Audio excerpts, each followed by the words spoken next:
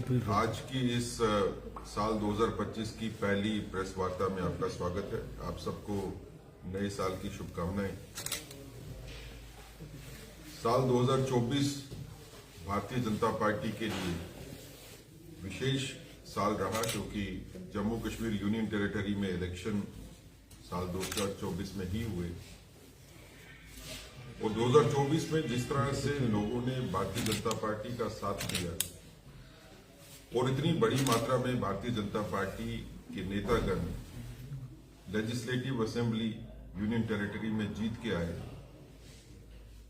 खासकर जम्मू संभाग की बात करें तो जम्मू संभाग में हमने तकरीबन जो है वो क्लीन स्वीप किया भारतीय जनता पार्टी ने, और कश्मीर संभाग में भी हमारी वोटों की संख्या जो है वो काफी ज्यादा बड़ी है अगर आप उसको पिछले चुनावों के साथ जोड़ते हैं। तो 2024 का साल भारतीय जनता पार्टी शुक्रिया अदा करती है जम्मू कश्मीर के लोगों का कि आप भारतीय जनता पार्टी के साथ, भारतीय जनता पार्टी की सोच के साथ जुड़े रहे और जो प्रॉमिसेस करके हम जनता को आए थे, जो हमारे इलेक्शन मैनिफेस्टो में प्रोग्राम में प्रॉमिसेस थे, गवर्नमेंट भारतीय जनता पार्टी की न भी हो तब भी भारतीय जनता पार्टी इस चीज के लिए लोगों को आश्वस्त करना चाहती है कि जो हमारा मैनिफेस्टो था वही हमारा मूल मंत्र है और भारतीय जनता पार्टी उसी के ऊपर काम करती रहेगी। इसी कालखंड में जो government Jammu Kashmir union territory में बनी नेशनल कॉन्फ्रेंस, उसके बारे में हम कहना चाहते हैं कि उमर अब्दुल्ला साहब की गवर्नमेंट एक विजनलेस गवर्नमेंट है, जिसके पास विजन नहीं है सरकार चलाने का। जो मैनिफेस्टो में प्रॉमिसेस नेशनल कॉन्फ्रेंस ने किए थे, उन किसी भी प्रॉमिस को पूरा करने के लिए नेशनल कॉन्फ्रेंस ने कोई कदम आगे नहीं बढ़ाया है। 2 महीने से ज्यादा नेशनल कॉन्फ्रेंस की गवर्नमेंट को बने हुए हो गए। कोई लोगों की समस्याओं का हल की तरफ बात करने की भी नेशनल कॉन्फ्रेंस जरूरत नहीं समझती, चाहे वो बिजली का मुद्दा हो, पानी का मुद्दा हो, नौकरियों का मुद्दा हो, टूरिज्म का मुद्दा हो।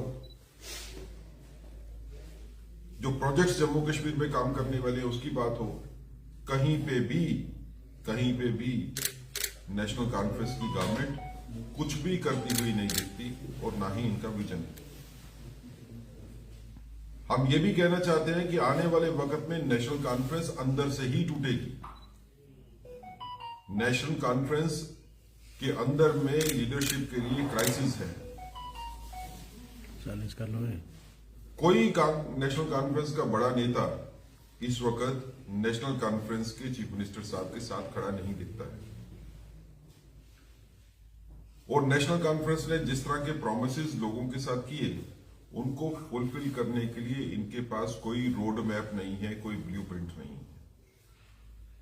फाइनेंशियल प्रावधान किए बगैर प्रॉमिसेस जो किए जाते हैं, उनका क्या हाल होता है वो हमने दिल्ली में भी देखा और पंजाब में भी देखा।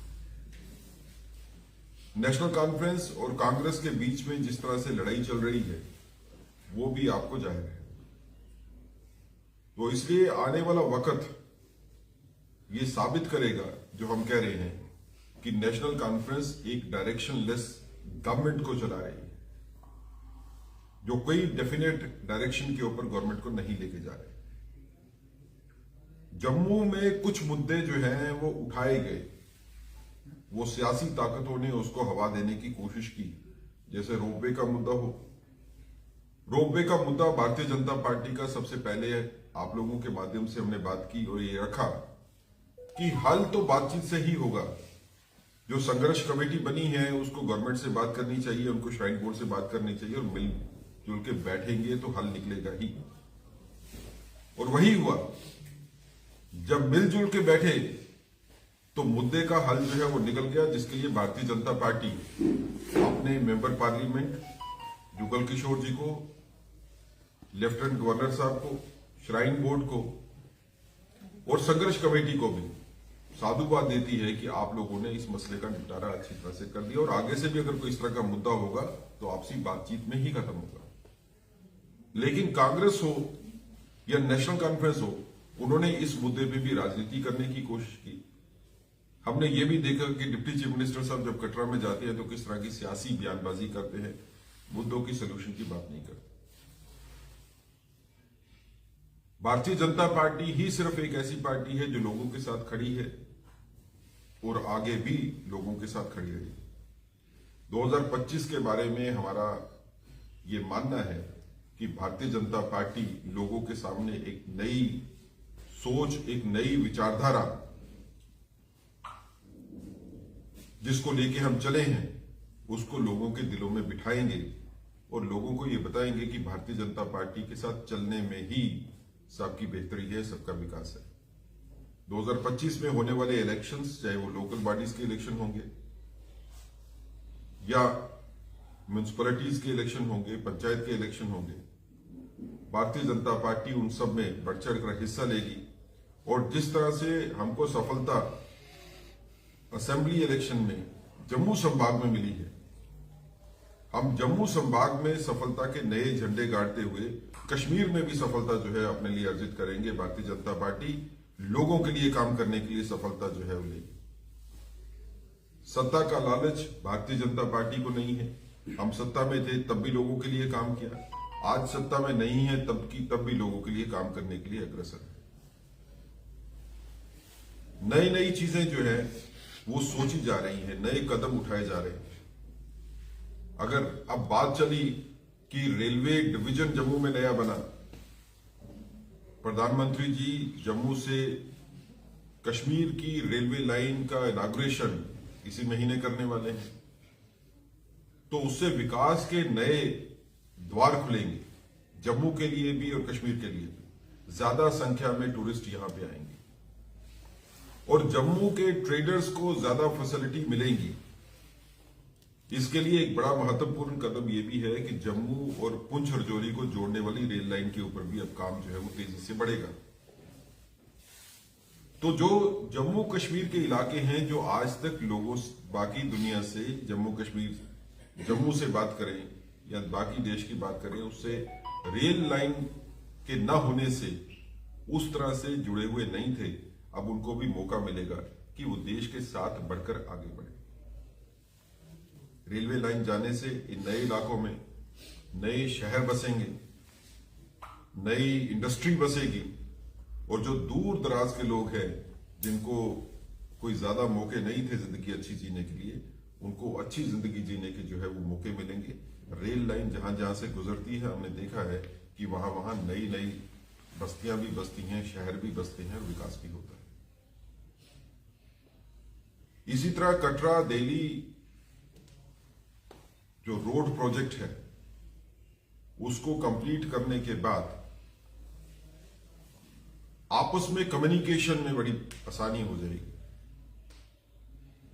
किसी दूर दराज के इलाके से निकल के बड़े शहरों में पहुंचने में आसानी हो जाएगी।